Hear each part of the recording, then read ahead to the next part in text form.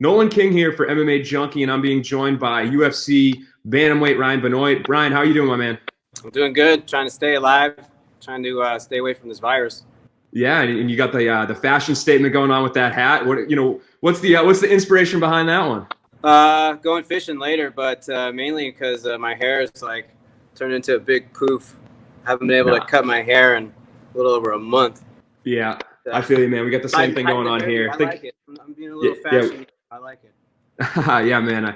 I totally feel you there. So let's talk about what's going on with you. You know, how has this impacted you in terms of, when I say this, the quarantining, the pandemic? How has it affected you in terms of your life, in terms of your training? What's the day-to-day like for Ryan? Pretty much affected my entire lifestyle right now. When I'm not training and fighting, I teach at a gym. I teach no-gi jiu-jitsu. So, now that fighting's been put on hold, so has working. Working at the gym, working out. I mean, everything has been put on pause right now. Even my kids' school.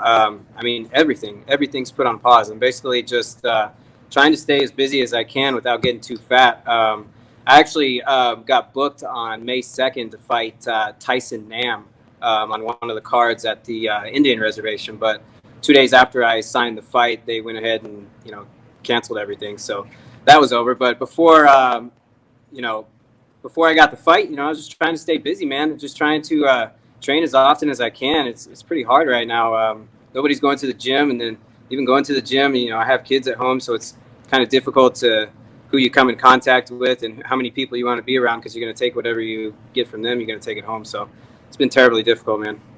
Yeah, and talking about that fight against Tyson Nam, is that a fight that are you hoping that gets rebooked quickly for one of these upcoming cards if the UFC is able to put on events, mid-May or beyond? Is that something that, a pairing that you liked and you hope gets rebooked? Definitely. I definitely like that booking. In my mind, this is kind of just how I'm seeing it play out in my head. I don't know if this is how it's going to actually work, but I figured that any fights that they had booked for this upcoming island fights or the Indian reservation fights or whatever, that those would be probably the first fights that they're going to fill up, the first few fight cards with. I don't know how true that is, because I know there was other guys that are already, like, before the pandemic hit, other guys had already signed fight cards for upcoming events, in 2 months from now. So, I don't really know how it's going to work out from here on out, but I'm hoping that we can keep the opponent. We can keep just getting prepared for this guy, and, we don't have to change game plans or anything. We could just keep this plan going forward.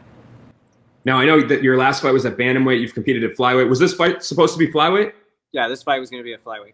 And is that what you prefer? If you had your choice, would you stick around at flyweight, or do you like not having to cut that extra 10 pounds?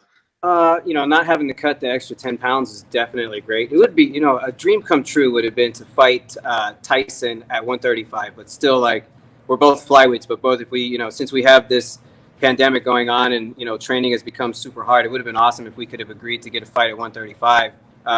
But I don't know, that's probably not likely, because both of us are flyweights now. But going forward, on your question, my plan was definitely go back to flyweight.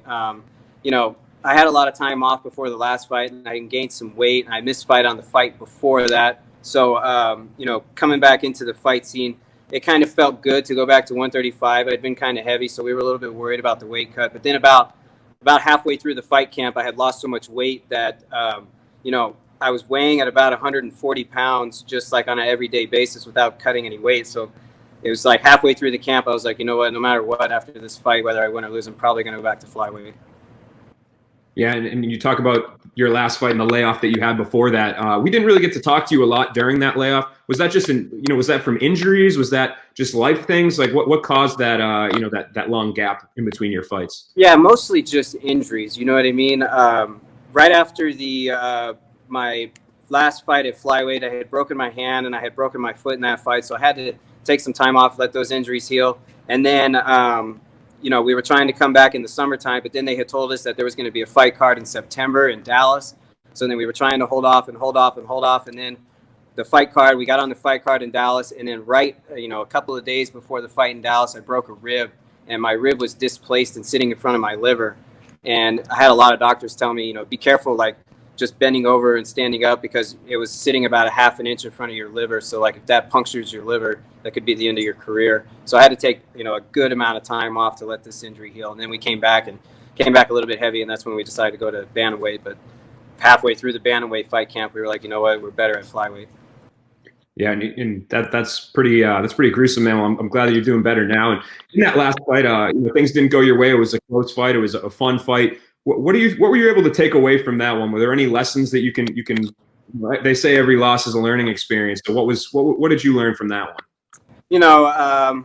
Every loss. You're right. Every loss is a learning experience. Just kind of keeping the game plan up. We felt really good in the first half of the fight, and then the game plan just kind of started slipping away from us in the second half. And it could have been a little bit of ring rust. It could have been a little nerves. It could have been the weight. It could, there's plenty of factors that it could have happened. But my biggest takeaway is that I just need to stay busier. I need to stay busier. I need to stay at this. I need to have less gaps between fights. I need to just stay in fight camp as consistently as possible.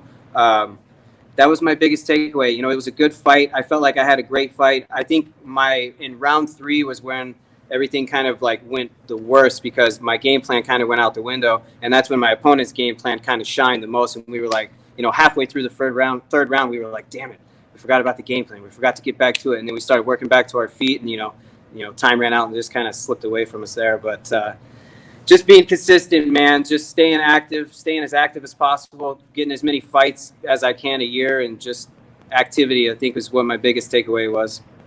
Yeah, and I know getting that first fight back under your belt's probably a big feather in your cap, but going forward, what's the outlook here? What are you trying to, obviously with the pandemic, it's hard to say, but what are you trying to accomplish this year by the time that 2021 rolls around? Where do you see yourself fitting in the flyweight division? I'd like to get back into, the top 10 guys of the flyweights. Going up to 135 and all the time off has kind of like pushed me out of the light a little bit. And I'd like to just get back in with all the killers right now. I'd like to get back into, when they talk about flyweights, I want them to be talking about me, and I want them to be, talking about how I'm one of the more flyweights that knocks people out and one of the more competitive athletic guys. And I just want to get back in the picture, man. I want to go 3-0 for the rest of the year. That's my ideal game plan. But as far as like my long run game plan, make as much money as I can for as long as I can, and get out of the sport while my brain still works. There you go. You're a smart man, and I appreciate you taking the time out to chat with us today, man. And best of whenever you do step in the cage again, best of luck. Thanks for having me. Thank you very much, and talk to you guys soon.